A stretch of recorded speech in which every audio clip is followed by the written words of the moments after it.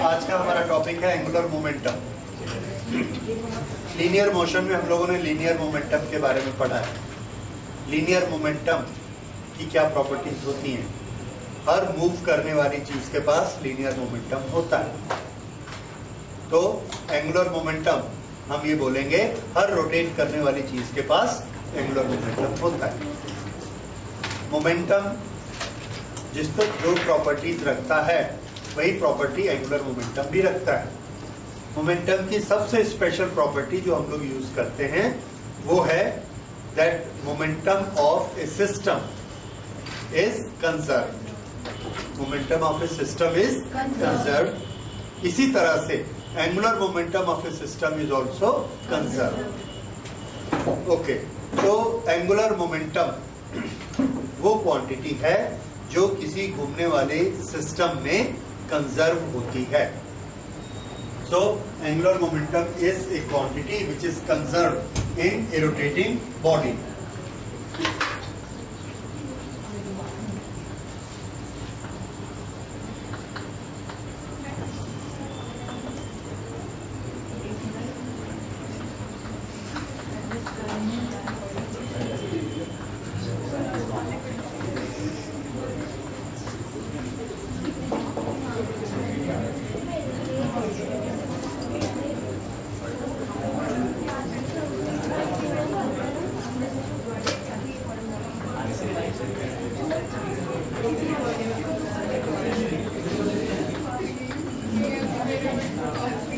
In rotating system of particles, angular momentum is conserved. Okay, how do we calculate angular momentum? When a particle, एक particle के लिए पहले लेते हैं, a particle is making circular motion. A particle has mass m, it is making a circular motion with radius r. At any instant, it has velocity. That is, speed is v. If v is the speed, m is the mass, then how much is its linear momentum? Linear momentum p is equal to mv. This is which momentum? Linear momentum. Then, if we multiply with r, that is r cross p, that gives us angular momentum. R cross P is angular momentum.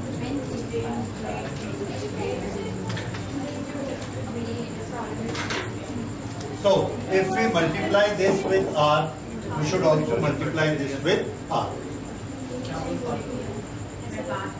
Angular momentum, इसके लिए हमने symbol बनाया L. So L is equal to R cross P. Okay. P is equal to mv. So this we can write as R into mv. Cross product gives us RP sin theta, that is R m v sin theta. What should be theta in this?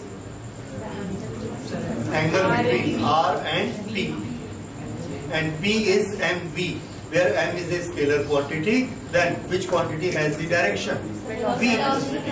So R and V has certain angle between that, and that angle is theta. In this particular case, how much is that angle? 90. And how much is sin 90? 1. So we can say for right angle, L is equal to mvr.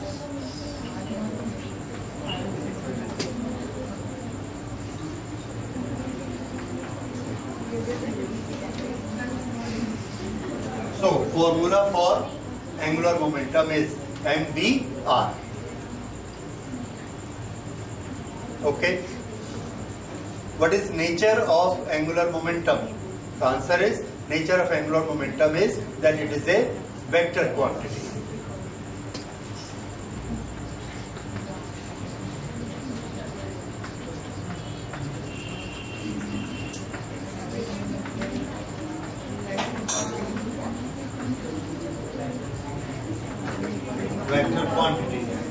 we get this vector quantity? This is by vector product of two vectors. When there is a vector product of two vectors, we get a vector quantity. This. And this quantity is MVR sin theta. If theta is equal to 90, then this is equal to MVR. This is angular momentum. Okay. Now this angular momentum, how it is related with the other quantities of rotational motion. This V is linear motion. R is a line. Now, what is its relation with angular quantities? Angular quantity means moment of inertia. Angular quantity means torque. उनके साथ इसका क्या relation है? देखिए, उसको निकालते हैं. L is equal to R into mv. V is equal to R omega. So this we can write as R omega.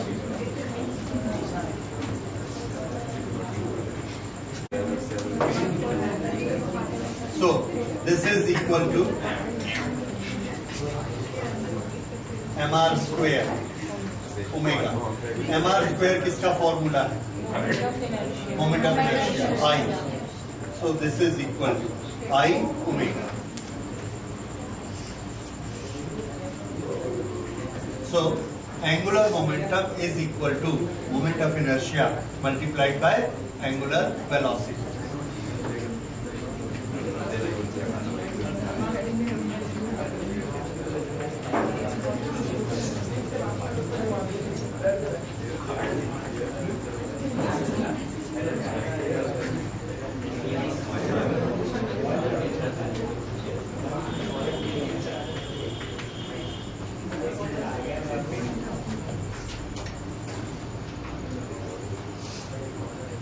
Angular momentum into angular velocity. अच्छा, लीनियर मोमेंटम क्या होता है? कंपेयर करके देखिए.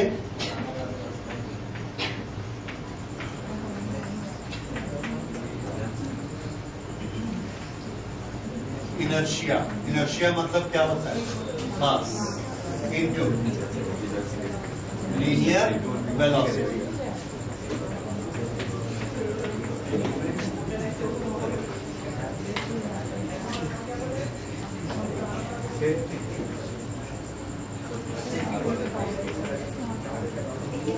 दोनों को कंपेयर करके देखिए, बिल्कुल एक जैसा. लीनियर मोशन में इनर्शिया किससे नापते हैं? मास. इनर्शिया इनटू लीनियर वेलोसिटी बोलेंगे तो वो क्या हो जाएगा? Linear momentum. और इनर्शिया की जगह मोमेंट ऑफ इनर्शिया कर दिया और लीनियर वेलोसिटी की जगह एंगुलर वेलोसिटी कर दी, तो ये क्या बन गया? Angular momentum. बस. तो दोनों की प्रॉपर्टी एक ही जैसी है. क्या प्रॉपर्टी होती है? For the system it is conserve. Okay, ये इसका रिलेशन हो गया. तो आपको अब L के एंगुलर मोमेंटम के दो फॉर्मूलाज याद रखने हैं. पहला फॉर्मूला है L is equal to mv into R. दूसरा फॉर्मूला I इंटू ओमेगा. इसमें हम लोग और भी चेंजेस कर सकते हैं. इस तरह से चेंजेस कर सकते हैं that L is equal to I. I को क्या लिख सकते हैं? mr square. So L is equal to mr square into omega. इस फॉर्मूले की भी हमको बहुत जरूरत पड़ती है. इसको भी याद रखिए. कभी हम इसको यूज करेंगे, कभी इसको यूज करेंगे, कभी इसको यूज करेंगे. इसमें से कोई भी फॉर्मूला हम यूज कर सकते हैं. और R क्रॉस V वो तो यूज कर ही सकते हैं. ये वाला फॉर्मूला R क्रॉस P, ये इसको कभी भी यूज कर सकते हैं. ठीक है. तो ये इसके फॉर्मूलाज हो गए. उसके बाद इसका यूनिट बताइए. फॉर्मूला देख के क्या समझ में आता है? क्या यूनिट होना चाहिए? MVR से बना लो.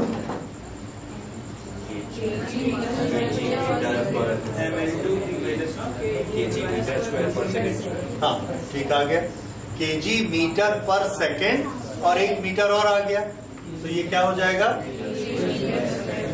kg मीटर स्क्वायर पर second.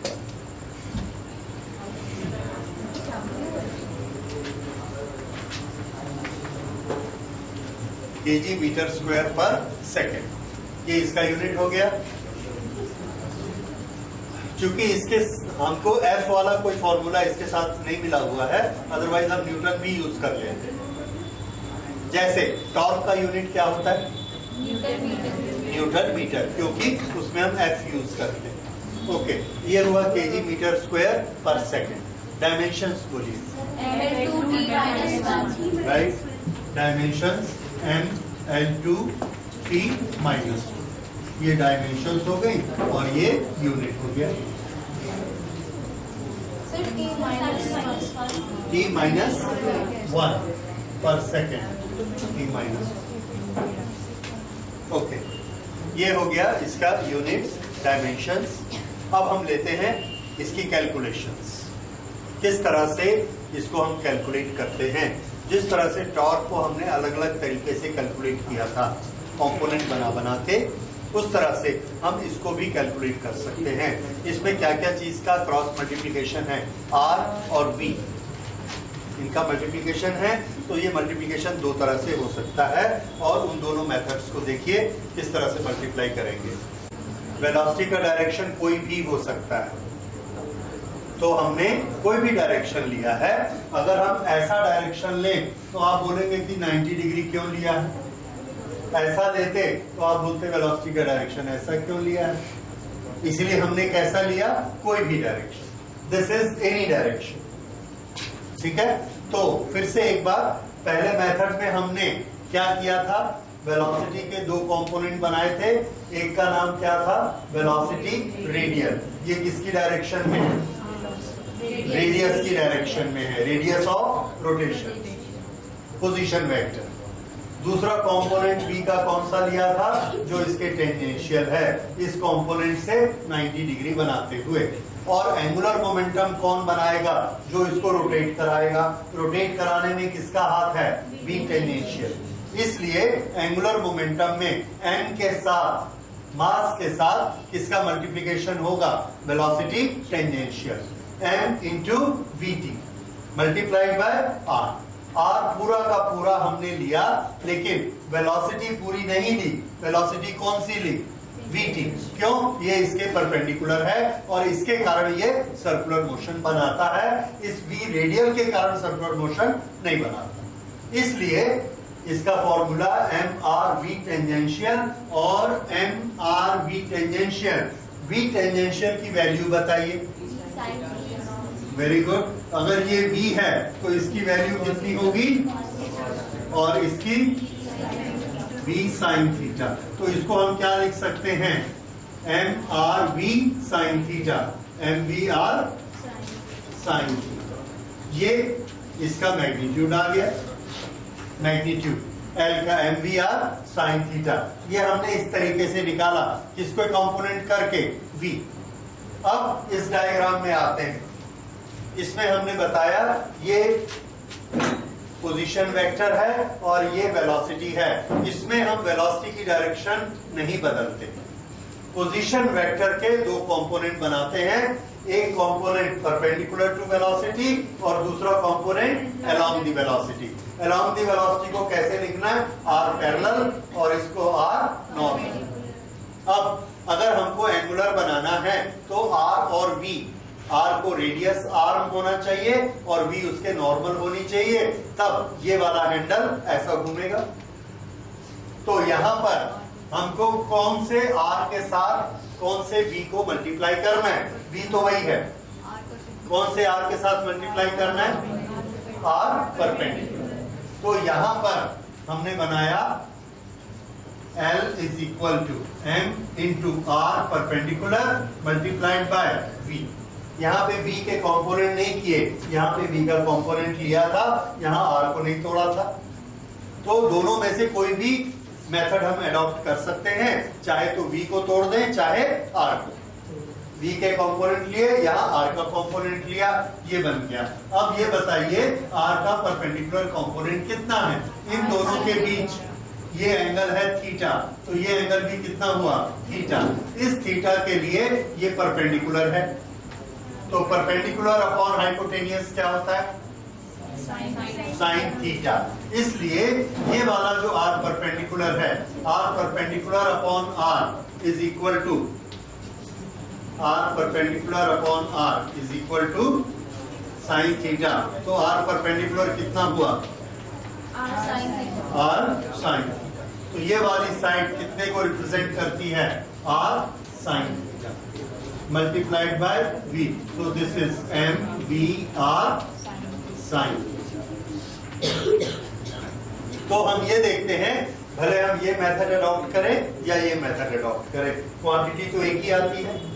What does it mean? It means कि हमको ये डिसाइड करने की जरूरत नहीं है कि ये वाला मेथड लें कि ये वाला मेथड लें। आपको जो कन्वीनियंट होता है अपने न्यूमेरिकल में वो वाला मेथड लीजिए। तो जो कन्वीनियंट लगेगा हम उस मेथड को लेंगे, क्योंकि रिजल्ट दोनों में एक सेम आएगा। ठीक, तो ये m b r sine theta ये हो गया। अच्छा हाँ जी, जो एंगुलर मोमेंटम हम निकाल रहे हैं ये सिस्टम। अब आप बात कर रहे हैं सिस्टम ऑफ पार्टिकल्स कि ये जो m है this is suppose to be one particle. Okay, इसमें ज्यादा प्रॉब्लम नहीं है। क्यों? क्योंकि अगर एक सिस्टम ऑफ पार्टिकल्स है उसको हम उसका मास कहाँ कंसंट्रेटेड मानते हैं? सेंटर ऑफ मास पे। ये सेंटर ऑफ मास है उस बॉडी का। तो सेंटर ऑफ मास कैसा हो जाता है? Point. It is that point where the complete system has its centre of mass. ठीक है, अगर सिंगल पार्टिकल है तो भी ठीक है, और अगर सिस्टम ऑफ पार्टिकल है तो ये क्या है उसका सेंटर ऑफ मास। ओके, तो ये हो गया दो तरह के कैलकुलेशन। अब तीसरा कैलकुलेशन, तीसरा कैलकुलेशन में अगर हमको momentum which is a vector quantity and radius r that is also a vector quantity, दोनों कार्टेशियन कोऑर्डिनेट सिस्टम में दिए गए हैं, तो कैसे किया जाएगा? जैसे तीसरा देखिए, ये एक पॉइंट P है, ये ओरिजिन है O, इस पॉइंट के कोऑर्डिनेट हैं x y z, ये इसके कोऑर्डिनेट, इस तरफ x, ऊपर की तरफ y और अंदर की तरफ z, ये इसके कोऑर्डिनेट है। यहां पर ये पार्टिकल ऐसे जा रहा है, ऐसा। अब ये कौन सी डायरेक्शन है? ना तो ये x है, ना y है, ना z है। तो ये जो इसकी डायरेक्शन है वेलोसिटी, इसकी वेलोसिटी है x की डायरेक्शन में vx, x की डायरेक्शन में, vy इसकी वेलोसिटी है j की डायरेक्शन में, y की डायरेक्शन में, और vz z एक्सिस की डायरेक्शन में k। तो ये फॉर्मूला किसका हो गया? v का, vector v, and this is vector r। अगर इसके कोऑर्डिनेट x y z हैं तो वेक्टर r का इक्वेशन क्या बनेगा? x इंटू आई प्लस y इंटू जे प्लस z इंटू k। ये कौन है? r, और ये कौन है? v। ये चीजें हमको कैसे दी जाती हैं? जैसे 2i plus 3j plus 5k, ये वाला दिया गया 1i minus 2j plus 3k। ये जो सामने नंबर रहते हैं वो x y z ऐसे रहते हैं। अब हमको बोला गया कि ये वेलोसिटी है, ये इसका पोजीशन वेक्टर है और इसका मास m है। This is a scalar quantity, इसलिए इसमें i j k नहीं होगा। अब हमको इसका एंगुलर मोमेंटम निकालना है। तो एंगुलर मोमेंटम का फॉर्मूला, एंगुलर मोमेंटम का फॉर्मूला क्या होता है? L is equal to r cross P। R cross P, this is R, P को हम लिख सकते हैं M V। M is a scalar quantity, इसलिए हमने इसको लिखा M, और ये हो गया R क्रॉस V। ये M R क्रॉस V। अब ये वाले v की वैल्यू और ये रही r की वैल्यू। तो बताइए इसके मैट्रिक्स में क्या लिखना? पहले i j k, उसके बाद यस पहले r के तीनों क्वांटिटीज कितनी हो जाएंगी? r की quantities x y z, x y z। उसके बाद v के तीनों factors vx vy and vz, vx vy and vz। ये this is to be multiplied by m। ये हमने किसके लिए लिखा? r क्रॉस v, और इसको किससे मल्टीप्लाई कर देना है? m। इसको ऐसा लिखिए, चाहे तो आप बीच में मल्टीप्लाई लगा सकते हैं। This gives the quantity of angular momentum. ये मेथड कब यूज करना है? जब हमको v और r कार्टेशियन कोऑर्डिनेट सिस्टम में दिए गए, तब ये वाला मेथड लगाया जाएगा। ठीक है, तो इस तरह से एंगुलर मोमेंटम निकालने के ये हमने 3 मेथड लिए। अब इसके बाद लेते हैं conservation of angular momentum, relation of torque and angular momentum. Angular momentum L is equal to mv क्या होता है? p r into p। This is angular momentum. Okay, दोनों तरफ डिफरेंशिएट कर देते हैं with respect to time.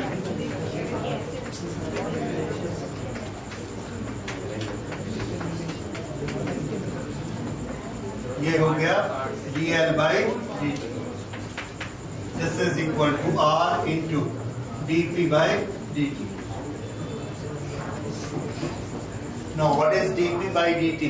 Rate of change of momentum क्या होता है? Force. So this is F. Now what is R cross F? R cross F is torque.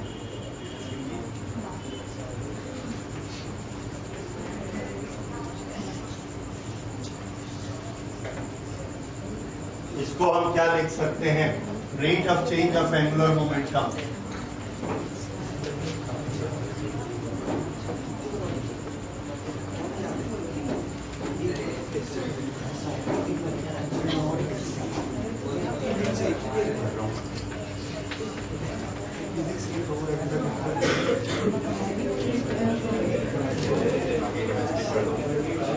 Rate of change of angular momentum is torque. Rate of change of linear momentum क्या होता है? Force. और rate of change of angular momentum torque. ठीक, तो force का काम वही है जो टॉर्क का है, टॉर्क का वही काम है जो फोर्स का है।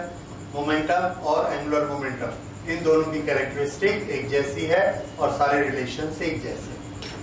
तो angular momentum d by d t l is equal to torque. इसके पहले हम लोग निकाल चुके हैं एंगुलर मोमेंटम का मोमेंट ऑफ इनर्शिया से क्या रिलेशन है? I into omega. ये पहले कर चुके हैं, शुरू में किया था। सो L का I के साथ relation L is equal to I omega. L का टॉर्क के साथ relation d by d t of L is equal to torque. ये तीनों के आपस में रिलेशन हो गए। टॉर्क और I का आपस में क्या रिलेशन है? Torque is equal to I into alpha. ये टॉर्क और I का रिलेशन, ये L और I का रिलेशन, ये टॉर्क और L का रिलेशन। ये 3 फॉर्मूले आपको बिल्कुल याद रहने चाहिए। ठीक है, तीनों के आपस के रिलेशन ये आपको याद रखने हैं। इसी तरह से तीनों का लीनियर क्वांटिटी से रिलेशन भी याद रखना है।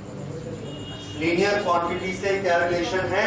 I टॉर्क और angular momentum mr square r into f and this is r into p।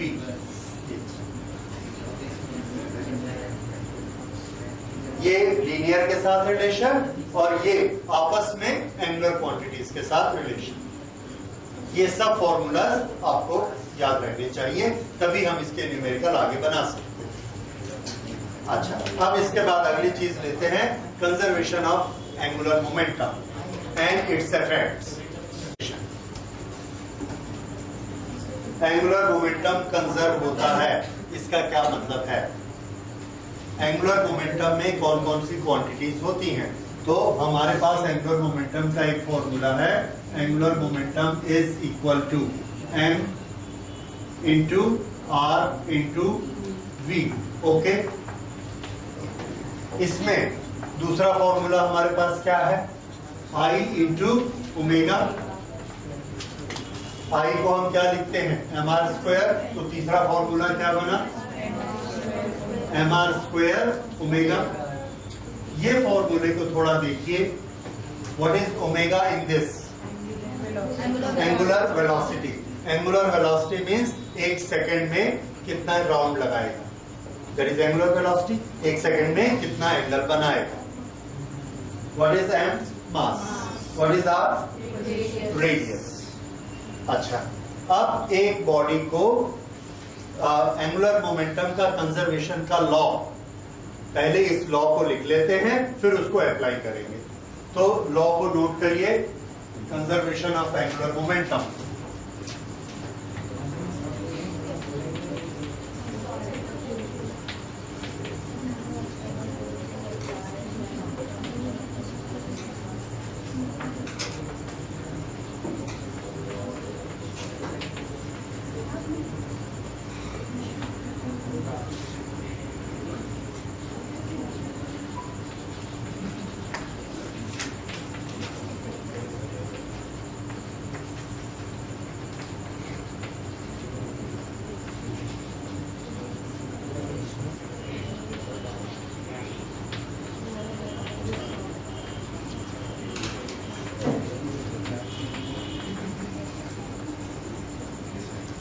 If no external torque is applied, the angular momentum of a system is conserved.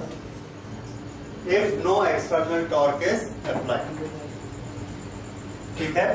तो ये आपको याद रखना है कि अगर बाहर से कोई टॉर्क नहीं लगता है तो किसी भी सिस्टम का एंगुलर मोमेंटम अपने को खुद चेंज नहीं कर सकता, उसकी क्वांटिटी इतनी की इतनी ही रहेगी।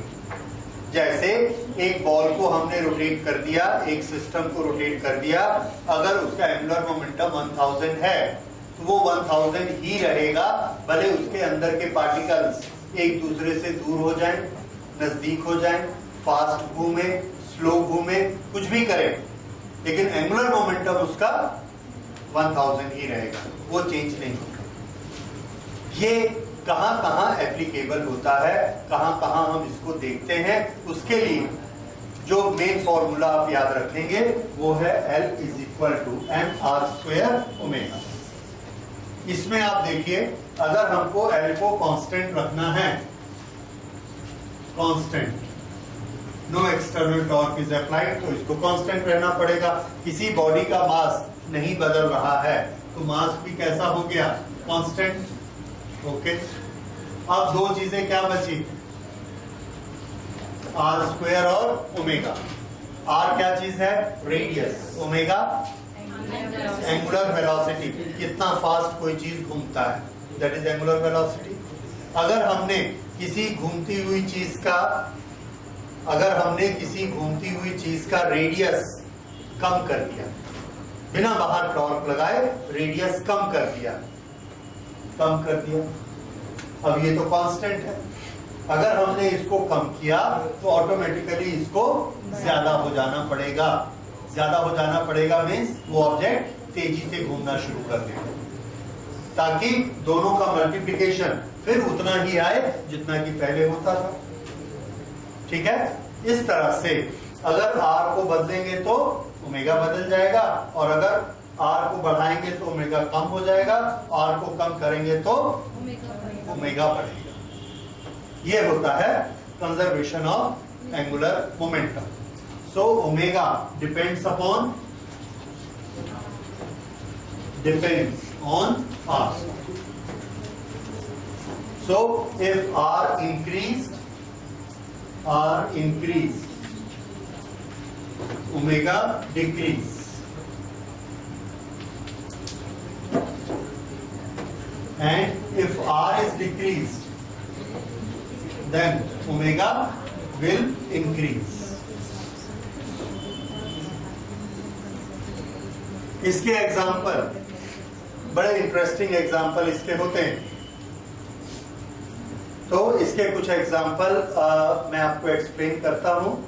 एग्जाम में उसकी ये वैल्यू है कि एग्जाम में वो एग्जाम्पल कोट किए जाते हैं और हमसे ये पूछा जाता है कि इसके पीछे फिजिक्स का कौन सा फिनोमिना एप्लीकेबल है।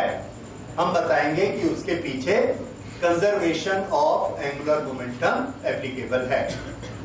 अब ऐसे आपको बहुत सारे एग्जाम्पल्स मिलेंगे, कुछ बड़े फेमस एग्जाम्पल्स जो आपकी बुक में भी दिए हैं और भी जगह जगह आपको मिलेंगे। उसमें एक है बैले डांसिंग। बैले डांसिंग में जो बैले डांसर होती हैं वो जब डांस स्टार्ट करती हैं तो उनको रोटेशन लेना होता है। रोटेशन लेने के लिए हमें क्या चाहिए? टॉर्क। टॉर्क के लिए क्या चाहिए? कपल ऑफ फोर्स, यानी एक फोर्स लगाना पड़ेगा, उससे टॉर्क मिलेगा और उस टॉर्क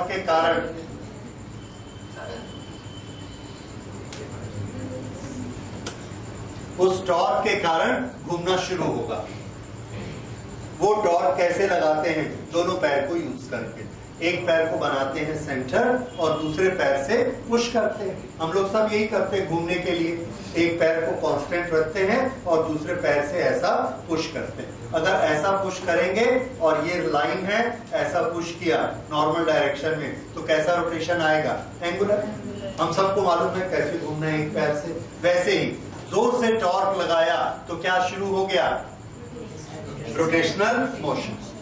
अब उन्होंने वो पैर हटा लिया टॉर्क लगाने वाला। अब ये एक बॉडी है, एक सिस्टम है जो रोटेशनल मोशन कर रही है। उस रोटेशनल मोशन का कुछ ना कुछ ओमेगा एंगुलर वेलोसिटी होगी, जैसे 20 डिग्री पर सेकेंड। ये उसकी एंगुलर वेलोसिटी, क्योंकि उसने घूमना शुरू किया। ओके, जिस समय वो ये रोटेशन स्टार्ट करती है उस समय उसके हाथ कहां होते हैं? तो आंसर है उसके हाथ फैले हुए होते हैं। दोनों हाथ फैले हुए होने से मास यहां डिस्ट्रीब्यूट है, तो सेंटर ऑफ मास उसका, ये वाले पार्टिकल्स का दूर हो गया, तो रेडियस ऑफ रोटेशन बहुत बड़ा बन गया। रेडियस बड़ा है, उसने मोमेंट स्टार्ट किया और वो 10 डिग्री पर सेकेंड घूम सकती है। बस 10 डिग्री पर सेकेंड से घूमना शुरू कर दी। जैसे ही उसने अपना पैर हटा लिया, एक्सटर्नल टॉर्क लगना बंद हो गया। कौन सी कंडीशन आ गई?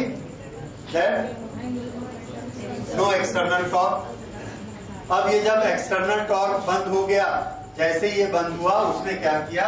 ये जो अपने दोनों हाथ थे इसको ऐसा समेट लिया। ये समेटने से उसका रेडियस कैसा हो गया? छोटा। अगर रेडियस कम होता है तो ओमेगा क्या हो जाएगा? बढ़ जाएगा। तो जैसे ही वो हाथ ऐसा छोटा करती है, रेडियस कम होता है और उसकी एंगुलर वेलोसिटी जो 10 डिग्री पर सेकेंड थी, अचानक 40 डिग्री पर सेकेंड होती है और वो बड़ी स्पीड से घूमना शुरू करती है। ये एक टेक्निक है जो बैले डांसर्स यूज करते हैं। ठीक है, उसके बाद भी उसकी स्पीड कम क्यों हो जाती है? उसने अपना पैर वाला टॉर्क तो बंद कर दिया है, लेकिन एक पैर जो जमीन पर रखा हुआ है उसमें कुछ ना कुछ फ्रिक्शन होता है। वो फ्रिक्शन एक उल्टा टॉर्क क्रिएट करता है। वो टॉर्क लगातार लगता रहता है। जितना वो टॉर्क होता है उसके अनुसार इसकी स्पीड धीरे धीरे कम होते जाती है। अगर वो टॉर्क न लगे तो कंटिन्यू घूमते रहेगी, क्योंकि उसको एंगुलर मोमेंटम मेंटेन करना। ये तरीका समझ में आया? This is ballet dancer. दूसरा, हाँ जी, फ्रिक्शन कैसे टॉर्क लगा रहे हैं? आपने बताया कि जब वो एक पैर से करेंगे तो हम फ्रिक्शन कैसे टॉर्क लगाएंगे? पैर का ग्राउंड के साथ फ्रिक्शन तो होगा। तो वो फ्रिक्शन उल्टा टॉर्क कैसे लगाएगा? हाँ, फ्रिक्शन की डायरेक्शन मोशन से उल्टी होती है। अगर ये शू ऐसे घूमता है, ये शू इधर घूम रहा है, तो फ्रिक्शन किधर लगेगा? उल्टे। बस ये उल्टा फ्रिक्शन और ये रेडियस, ये क्या बनाया उसने? टॉर्क। तो शू की कुछ ना कुछ तो चौड़ाई होगी, हालांकि वो पॉइंटेड शूज पहनते हैं ताकि फ्रिक्शन कम से कम, जितना कम फ्रिक्शन होगा उतनी देर तक वो रोटेट करते रहेंगे। ओके, तो ये हो गया वैलिड आंसर का एग्जांपल। दूसरा एग्जांपल हम लेते हैं, उसमें हम लोग करते हैं डाइविंग।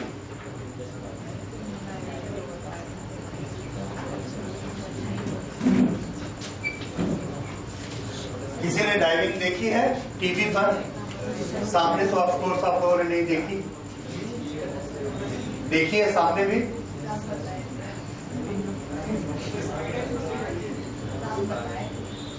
हाँ, डाइविंग में इसको हम लोग यूज करते हैं। किस तरह से यूज करते हैं? डाइविंग में यहां से एक आदमी कूदेगा और नीचे पानी पे उसको गिरना है, और उसको मार्क्स इस बेसिस पर मिलते हैं कि रास्ते में वो कितनी बार उड़ान बाटी खाता है। 1 बार, 2 बार, 3 बार, 4 बार, जितने बार ज्यादा, और उसके बाद एकदम सीधा होके, सीधा मीन्स उल्टा, सिर नीचे, हाथ ऐसे करके उसको एकदम पानी में तीर जैसे घुसना। कितनी सफाई से वो ये पूरा काम करता है, उस पर जज उसको मार्क देते हैं। कूदता जब कितना अच्छा करेगा, कितने ज्यादा रोटेशन करेगा, और कितना तीर बना के एकदम तीर जैसा अंदर घुसेगा, ये रोटेशन। इस रोटेशन के साथ में अच्छे डाइवर जो हैं वो ट्विस्ट भी करते हैं, यानी ऐसा भी घूमेंगे, साथ में उनकी बॉडी ऐसे भी घूमेगी। ये भी उनकी ट्रेनिंग होती है, ऐसा भी करते हैं। ओके, हम एक रोटेशन की बात करते हैं। ये रोटेशन यहां से जब वो ग्राउंड तक पहुंचेगा तो उसके पास एक फिक्स टाइम होता है, जितना इस हाइट को ट्रेवल करने के लिए टाइम लगता है। मान लीजिए ये उसको 10 मीटर मिला या 20 मीटर मिला, जितनी भी हाइट उसको मिली उतनी हाइट से उसने कूदना है। उतनी हाइट से कूदने के लिए उसके पास एक फिक्स टाइम ही होता है। मान लीजिए उसके पास 1 सेकेंड का टाइम है। 1 सेकेंड में वो पानी को टच करेगा, क्योंकि उस पर उसका कंट्रोल नहीं है, and that is controlled by G. G की वैल्यू तो फिक्स है। वो ज्यादा से ज्यादा ये कर सकता है कि ऊपर बहुत उछलेगा, ऊपर उछलेगा तो उसको थोड़ा सा एक्स्ट्रा टाइम मिल जाएगा, बस उतना। उतने टाइम में अगर उसको ज्यादा चक्कर लगाने हैं तो उसकी गोल घूमने की वेलोसिटी ज्यादा होनी चाहिए। तो हमारी फिजिक्स की लैंग्वेज में उसका ओमेगा ज्यादा होना चाहिए। एंगुलर वेलोसिटी ओमेगा की वैल्यू ज्यादा होनी चाहिए।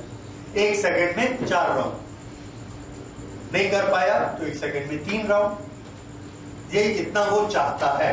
उसके लिए वो क्या करता है? उसके लिए उसका मेथड रहता है कि यहां पर जंपिंग बोर्ड से, स्प्रिंग बोर्ड से वो जंप करेगा, और जंप करते समय अपनी बॉडी को ऐसा रखेगा, छोटा सा आर्क बना के। यहां से जैसे ही वो ऐसे हवा में जंप करता है इस तरह से, तो ये क्या बना? आर्क। ये ऐसा जाएगा तो ये कौन सा मोशन हो गया? रोटेशनल मोशन स्टार्ट हो गया। जब उसके पैर स्प्रिंग बोर्ड से हट गए तो एक्सटर्नल टॉर्क खत्म हो गया। एक्सटर्नल टॉर्क जो बोर्ड उस पर लगा रहा था रिएक्शन करके, वो बंद हो गया। अब उसके पास एक्सटर्नल टॉर्क नहीं है, अब उसके पास क्या है? Rotational motion. रोटेशनल मोशन में क्या चीज वो कंजर्व करेगा? Angular momentum. एंगुलर मोमेंटम का फॉर्मूला क्या है? mr² upon mr² omega. ये उसने बना लिया, मास है उसके पास। ये उसने जब ऐसा घुमा तो ये क्या आ गया? उसका रेडियस ऑफ रोटेशन, और कुछ ना कुछ उसकी वेलोसिटी आ जाएगी घूमने की। 3 सेकेंड में 1 राउंड या जो भी है घूमने की वेलोसिटी होगी। ओके, जैसे ही वो हवा में पहुंचता है, हवा में पहुंच के वो अपनी मस्कुलर पावर यूज करता है। मसल तो उसकी बॉडी में है। मस्कुलर पावर यूज करके जो वो ऐसा करके कूदा था, वो अपने हाथ को ऐसा कर लेता है, सिर को ऐसा कर लेता है, दोनों घुटने को ऐसा कर देता है। ऐसा करने से क्या होता है कि ये जो इसकी शेप है, ये शेप ऐसी हो जाती है। ये अब ये वाली शेप अगर उसने कर ली इतनी, तो अब उसका रेडियस ऑफ रोटेशन इतना हो गया, और ये रेडियस ऑफ रोटेशन उसका पहले था, ये रेडियस ऑफ रोटेशन बाद में हो गया, और एक्सटर्नल टॉर्क को उसने छोड़ दिया। तरीका समझ आया? जब वो कूदता है तो उसकी बॉडी ऐसी रहती है, और जैसे ही हवा में पहुंचता है तो अपने आप को वो मोड़ लेता है, हाथ भी अंदर कर लेता है, घुटने भी मोड़ लेता है, और पीठ को गोल कर लेता है, तो वो उसका एक छोटा सा रेडियस बन जाता है, रेडियस छोटा हो। अब अगर रेडियस उसने 2 टाइम्स छोटा कर दिया तो ओमेगा कितना बढ़ जाएगा? 4 टाइम्स बढ़ जाएगा। तो वो जल्दी जल्दी तेजी से घूमना शुरू कर देता है, और नीचे गिरते गिरते 1, 2 जितना भी उसका हो सकता है उतना वो उलान बाटी कर देता है। ठीक है, तो वो अपनी एंगुलर स्पीड, घूमने की स्पीड कैसे बढ़ाता है? रेडियस को छोटा कर। ये एग्जांपल है किसके? When we change the radius, omega changes. Here we are conserving the magnitude of angular momentum. Angular momentum का जो भी मैग्नीट्यूड होता है उसको हम लोग कंजर्व कर रहे हैं। ऐसा ही एक और एग्जांपल है कैट, बिल्ली। बिल्ली का एग्जांपल क्या होता है? यस, बिल्ली को हम अगर छत से, किसी भी मंजिल से खिड़की के बाहर ऐसा फेंक दें तो वो घूम फिर के जब जमीन पे गिरेगी तो चारों पैर के ही बल गिरेगी। वो इसलिए कि जब हम उसको बाहर फेंकते हैं तो उसको कुछ ना कुछ एंगुलर वेलोसिटी मिल जाती है हमारे फेंकने के कारण। वो जो एंगुलर वेलोसिटी मिलती है वो जज कर लेती है कि गिरते हुए वो सिर के बल गिरेगी, पीठ के बल गिरेगी कि कैसे गिरेगी। उसके बाद वो अपने पैरों को मोड़ के अपने रेडियस को छोटा या बड़ा कर सकती है। अगर उसको लग रहा है कि मैं पीठ के बल गिरूंगी तो पैर को सिकोड़ के रेडियस छोटा कर लिया तो एंगुलर वेलोसिटी फास्ट हो जाएगी, तो फास्ट होने से जल्दी घूम जाएगी, पीठ को पार करके पैर के बल आ जाएगी। ठीक है, इसी तरह से वो चाहे तो पैरों को, हाथ पैर को फैला के सीधा होके अपना घूमना बंद कर सकती है, एंगुलर वेलोसिटी कम कर देगी। अगर वो रेडियस बढ़ा देगी तो उसकी एंगुलर वेलोसिटी कम हो जाएगी, और वो ये चेक कर लेती है कि जमीन पर उल्टे गिरने के पहले उसको फास्ट होके सीधा होना है कि स्लो होके सीधा होना है। उस तरह से वो मोड़ के अपने रेडियस को एडजस्ट करती है और पैर के बल ही नीचे गिरती है। ये एग्जाम्पल किसका है? कैट। इन तीनों एग्जाम्पल्स में हमने देखा कि हम क्या चीज कंजर्व करते हैं? Magnitude of the angular momentum. Magnitude means quantity. अब एक और इससे एडवांस चीज है, angular momentum is a vector quantity. If angular momentum is a vector quantity then it has two quantities in it. One is magnitude and other is direction. अभी तक हमने जो भी एग्जाम्पल पढ़े हैं उसमें हमने किसको कंजर्व किया? मैग्नीट्यूड, एल की क्वांटिटी को कंजर्व किया। क्या हमारे पास ऐसे एग्जाम्पल हैं जिसमें डायरेक्शन भी कंजर्व होती है? द आंसर इज यस, ऐसे एग्जाम्पल हैं। तो वैसे एग्जाम्पल देखिए, ऐसा सबसे कॉमन एग्जांपल है साइकिल।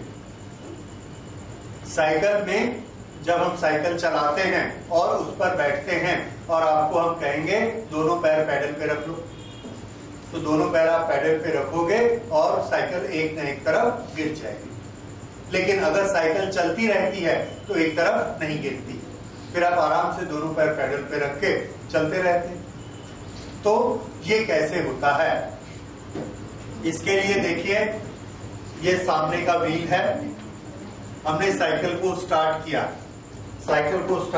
पैडल से ऐसा पुश किया और इसको चला दिया। जैसे ही इसको चलाया रोटेशनल मोशन होने लगा, रोटेशनल मोशन होगा तो इसमें एंगुलर मोमेंटम आ जाएगा। एंगुलर मोमेंटम आएगा तो उसका मैग्नीट्यूड भी आएगा और उसकी डायरेक्शन भी आएगी। ओके, उसका मैग्नीट्यूड और डायरेक्शन दोनों आएंगे। डायरेक्शन कौन सी आएगी? तो आंसर है ये होती है direction perpendicular to the plane of rotation, ये डायरेक्शन। ठीक है, ये साइकिल का व्हील है व्हील घूमेगा, एंगुलर मोमेंटम बना, ये एंगुलर मोमेंटम की डायरेक्शन है। अब हमने उस साइकिल से अपना पैर उठा लिया और अपना सेंटर ऑफ मास साइकिल के बीच में ले आए, जिसको हम बोलते हैं बैलेंस करना। दोनों काम हो गए। ये दोनों काम करके हमने क्या किया? ये दोनों काम करके हमने एक्सटर्नल टॉर्क लगाना बंद कर दिया। अगर हम टेढ़े होते तो हमारे mg वेट को वो नीचे खींचता टॉपल करने के लिए, तो एक टॉर्क लगता। हम बैलेंस हो गए, वो टॉर्क जीरो हो गया। पैर को हमने ग्राउंड से हटा लिया तो हम पैर से धक्का नहीं दे सकते, वो भी एक्सटर्नल टॉर्क जीरो हो गया। अगर ये दोनों टॉर्क जीरो हो गए तो ये अपने एंगुलर मोमेंटम को मेंटेन करेगी, क्वांटिटी को भी मेंटेन करेगी और डायरेक्शन को भी मेंटेन करेगी। अब डायरेक्शन को कैसे मेंटेन करेगी? साइकिल को ऐसे चलना है। अगर साइकिल ऐसे चलेगी, ये एंगुलर मोमेंटम की डायरेक्शन है। अगर ऐसा साइकिल गिरने लगी तो ये डायरेक्शन ऐसी टेढ़ी हुई। अगर ये डायरेक्शन टेढ़ी हुई तो ये कंजर्व हुई कि नहीं हुई? पहले ऐसी थी और अब ऐसे हो गई, तो इसका क्या मतलब है? कंजर्व नहीं हुई। लेकिन हमारा रूल क्या कहता है कि कंजर्व होना है। अगर उसको कंजर्व रहना है तो इसको कैसा रहना पड़ेगा? ऐसे।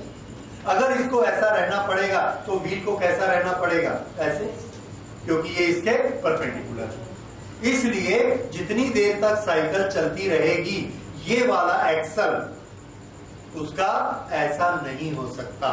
क्यों? क्योंकि हमारा फिजिक्स का नियम क्या कहता है? Angular momentum is conserve and it is conserve in magnitude as well as in direction. तो ये डायरेक्शन ऐसी या ऐसी नहीं हो सकती, ऐसी ही रहेगी। ऐसे हमने साइकिल स्टार्ट किया वर्टिकल में, तो इसको कैसा रहना पड़ेगा? वर्टिकल ही रहना पड़ेगा, जब तक इसमें एंगुलर मोमेंटम रहेगा। एंगुलर मोमेंटम कब तक रहेगा? जब तक उसमें ओमेगा रहेगा। ओमेगा क्या होता है? Angular velocity. जब तक इसमें एंगुलर वेलोसिटी है तब तक ये ऐसा चलता रहेगा, ये डायरेक्शन रहेगी। लेकिन अगर इसको साइकिल को चलाना हमने बंद कर दिया तो ओमेगा बंद, एंगुलर मोमेंटम खत्म। अगर एंगुलर मोमेंटम खत्म तो उसका कंजर्वेशन भी खत्म, फिर साइकिल ऐसे गिर जाएगी। इसीलिए खड़ी हुई साइकिल पे हम बैलेंस नहीं कर सकते। चलती हुई साइकिल पर चूंकि ये अपने आप को मेंटेन करेगा, हम भी इस पे बैठे रहते हैं और ये साइकिल ऐसी ही चलती रहेगी। समझ में आया? तो इसमें ये आता है क्वेश्चन कि when we balance the cycle when it is running, the cycle at rest is not balanced, but the cycle when it is running can be balanced. Which phenomena is responsible for it? तो answer क्या होगा? Conservation of angular momentum. Conservation of angular momentum. समझ आया?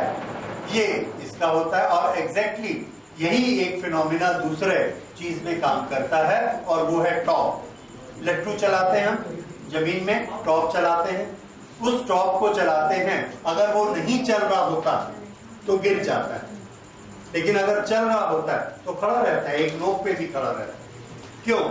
क्योंकि हमने एक बार रस्सी से उसको घुमाया, ऐसा घुमाया, घुमाने से उसमें एंगुलर वेलोसिटी आ गई और क्या बन गया? एंगुलर मोमेंटम भी उसमें आ गया।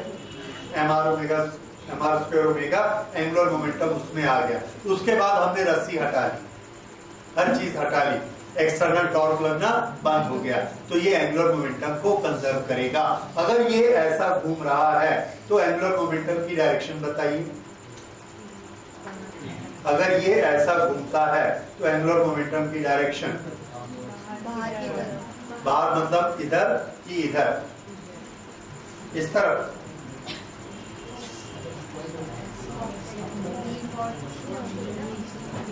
ये ऑब्जेक्ट घूम रहा है, एंगुलर मोमेंटम की डायरेक्शन बताइए। आप क्या बोल रहे हो? ऊपर की तरफ, that is the right answer, ऊपर की तरफ। क्योंकि प्लेन ऑफ रोटेशन किधर है बोलो? नहीं, ये पार्टिकल को देखो कैसा घूम रहा है। हाँ जी, ये पार्टिकल ऐसे घूम रहा है, ये है प्लेन ऑफ रोटेशन। ये प्लेन ऑफ रोटेशन है, ओके, ये प्लेन ऑफ रोटेशन है। तो ये किधर आया? नीचे, ठीक है, मीन्स वर्टिकल। ऐसे घुमा देते हैं, अगर ऐसे घूम रहा है तो किधर है? ऊपर। लेकिन वर्टिकल डायरेक्शन में है तो जब हम उसको घुमाते हैं टॉप को तो वो ऐसे घूमता है। ऐसे में उसके एंगुलर मोमेंटम की डायरेक्शन किधर बनी? ऊपर की तरफ। अब हमने एक्सटर्नल टॉर्क हटा दिया तो ये हमेशा किधर बनी रहेगी? ऊपर की तरफ। अब अगर ये ऐसा गिरना चाहता है तो इसके एंगुलर मोमेंटम की डायरेक्शन ऐसे हो गई। ये अलाउड है क्या? अलाउड नहीं है, इसको ऐसा ही रहना। इसलिए जब जब ये गिरने की कोशिश करता है सीधा हो जाता है। क्यों? इसको मेंटेन करना। किसको मेंटेन करना है? Angular momentum. किस किस चीज की एंगुलर मोमेंटम को? मैग्नीट्यूड भी और डायरेक्शन भी। और ये किसको मेंटेन कर रहा है? Direction. This is why the top is rotating. तो टॉप के रोटेशन में कौन सा फिनोमिना काम करता है? Conservation of angular momentum. Cycle के चलने में कौन सा काम करता है? Conservation of angular momentum. ठीक है, इस तरह से ये कंजर्वेशन ऑफ एंगुलर मोमेंटम होता है। एंगुलर मोमेंटम में एक और तरह का कंजर्वेशन होता है जो अभी आप लोगों को शायद नहीं पढ़ाया जाता 11th में, एंड दैट इज ऑसिलेशन। ये आपने देखा होगा कई बार हम टॉप को चलाते हैं तो एकदम फिक्स नहीं चलता, ऐसे ऐसे चलता है, घूमता भी रहता है और घूमते घूमते ऐसे भी चलता है। ये क्या होता है? It is a oscillation. एक बार अगर हमने टॉप को ऑसिलेशन दे दिया दैट इज ऑल्सो कंजर्व। वो अपना एक रोटेशनल मोशन बनता है, उस रोटेशनल मोशन का ऑसिलेशन भी कंजर्व होता है and it moves like this. ठीक है, so angular momentum is the quantity which is conserve in magnitude as well as in direction. ठीक है, so this is all about angular momentum. There is an object of mass m moving in a straight line with velocity v. It has certain perpendicular distance from an external point O. Then दो question है। पहला question जो नहीं पूछा जाएगा, दूसरा question जो पूछा जाएगा। पहला question, does it have any angular momentum? इसके पास एंगुलर मोमेंटम है या नहीं है?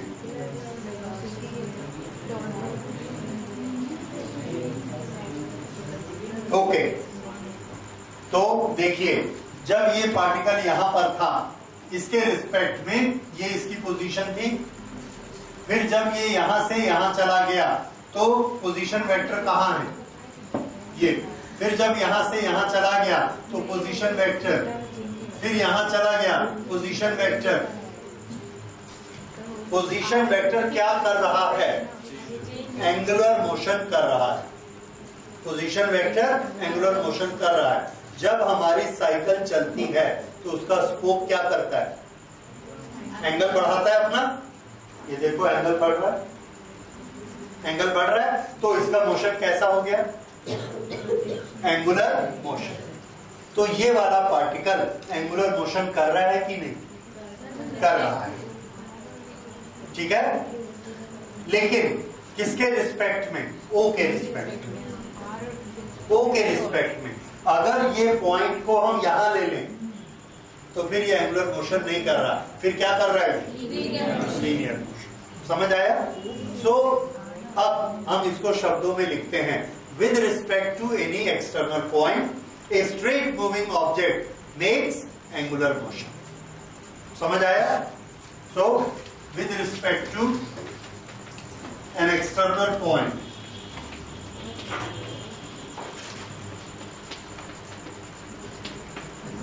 a straight moving point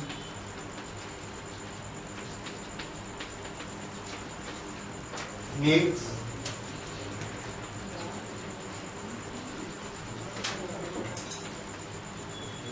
angular motion। ये इसको याद रखिए। अच्छा, अगर ये एंगुलर मोशन करता है तो इसके पास एंगुलर मोमेंटम भी होगा। अगर इसके पास एंगुलर मोमेंटम होगा तो क्या वो कंजर्व होगा?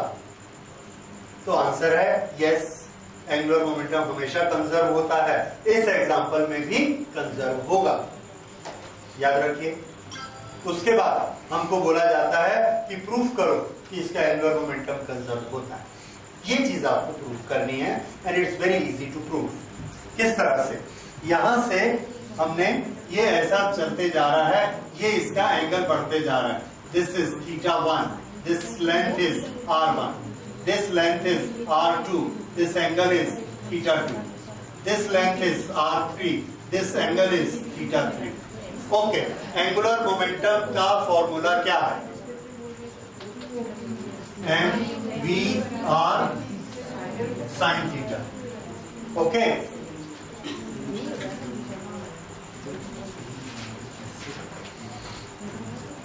when this particle is at P, what is its angular momentum?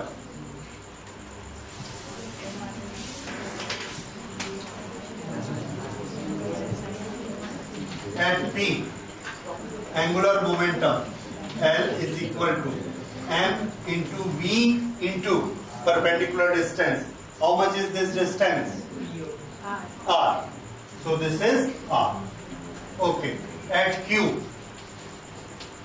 L is equal to mv। अब R कितना लेना है? R1 sin θ1। यहां पर साइन क्या था? 90, that was 1।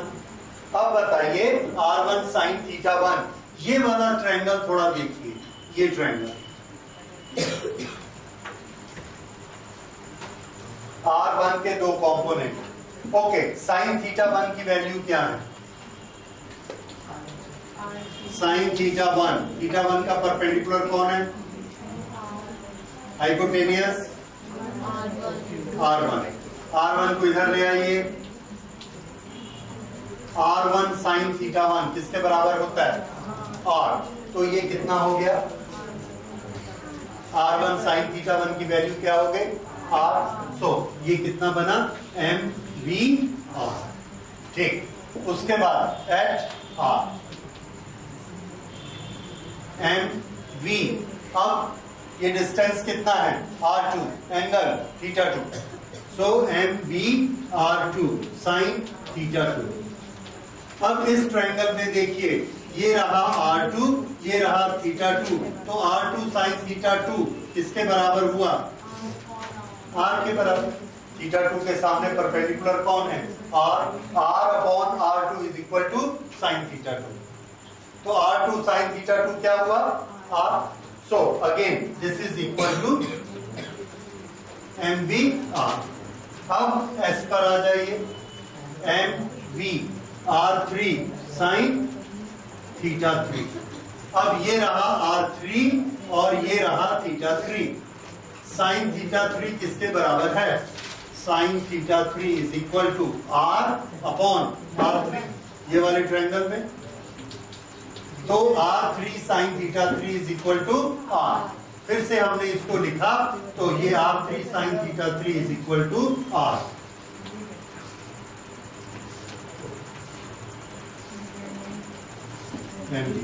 हर समय इसका एंगुलर मोमेंटम कितना है? mvr। So angular momentum is conserve. तो प्रिंसिपल क्या बना? For any straight motion, for any particle moving in a straight line, its angular momentum about an external point is conserved। ये हमने क्या किया? प्रूफ किया किस चीज को?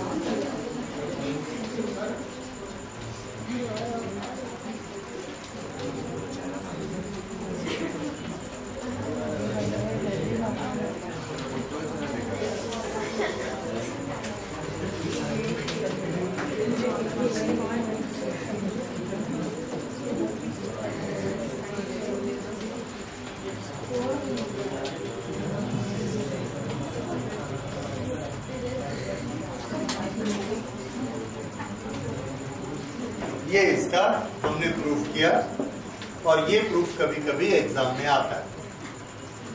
Proof that for a particle moving in a straight line it's angular momentum about external point is conserved.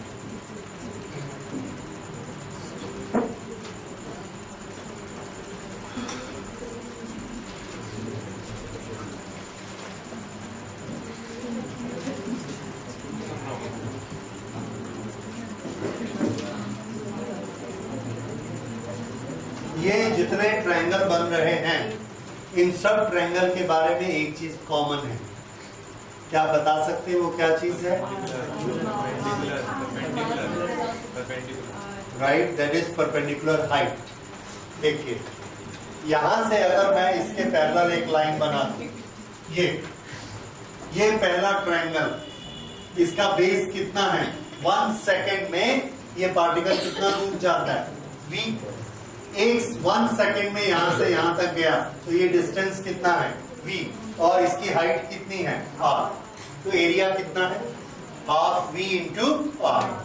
दूसरे 1 second में फिर यहां से यहां गया, कितना दूर? v।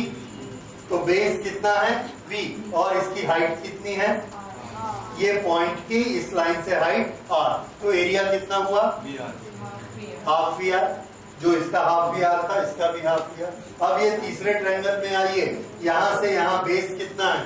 v 1 सेकेंड में, और इसकी हाइट कितनी है? इस पॉइंट की इस बेस से कितनी हाइट है? r। तो इसका एरिया भी कितना हुआ? Half v r. इसी तरह से ये फिर 1 सेकेंड में यहां पहुंच गया, तो इसका एरिया भी कितना है? Half v are.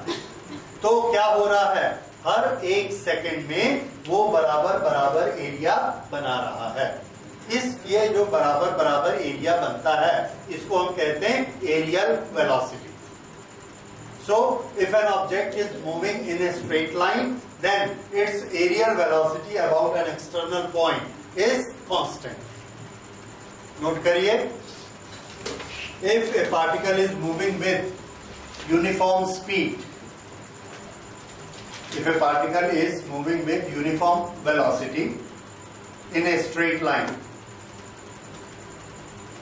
then with respect to an external point,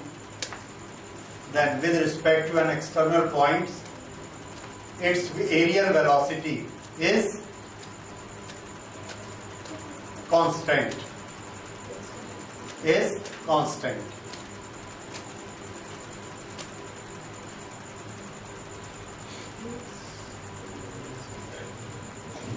okay, तो यहां पर एरियल वेलोसिटी क्या बनेगी?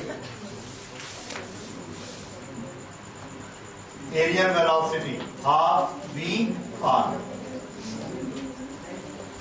अगर हम इसमें ये हाफ वी आर को हमने क्या प्रूव किया?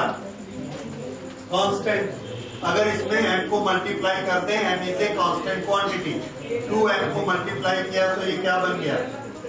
mvr is constant. And what is mvr? F. So angular momentum is constant as well as aerial velocity is constant. ये दोनों का आपस में रिलेशन होता है। ये अगले चैप्टर में हमको ग्रेविटेशन के चैप्टर में इसकी जरूरत पड़ेगी। Okay, so this is all about angular momentum. अब अगली क्लास में हम लोग इसके न्यूमेरिकल्स करेंगे और इससे अगला टॉपिक